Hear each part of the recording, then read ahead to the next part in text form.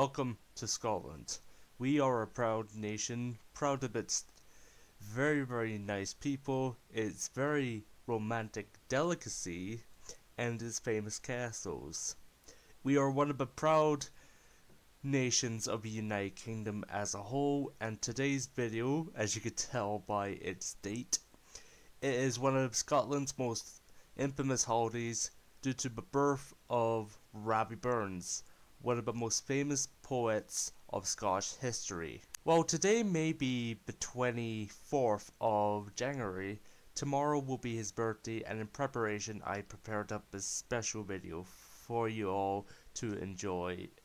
A brief history of Rabbie Burns. Rabbie Burns was born on the 25th of January 1759 and died on July 21st of 1796, and is still regarded as one of the most influential poets of the modern era, influencing both the UK in general as a whole, Canada, USA, and the Soviet Union, or in general the Russian Empire at that time.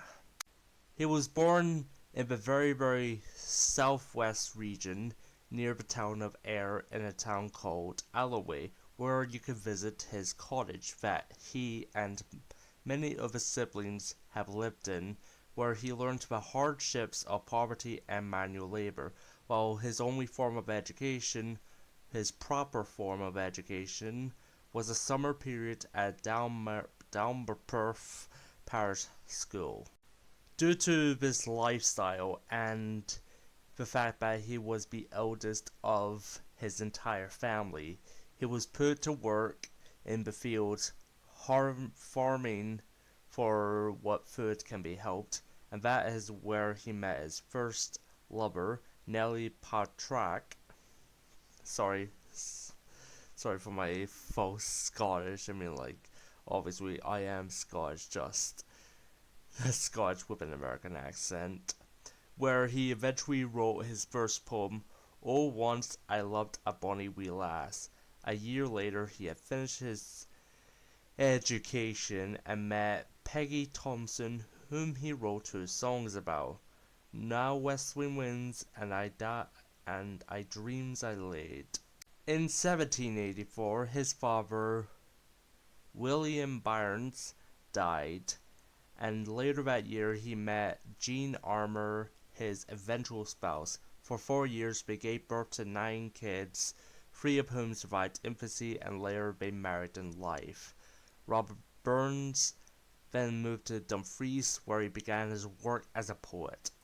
His famous works include Auld Lang Syne, a common New Year's Eve song that everyone sings to a Mouse, a Red Rose, and Tam O'Shanter, to name a few. After his passing in 1796, his work had been commemorated as part of Scottish history and will forever be immortalized, where that may be Burns Night or a simple £10 banknote.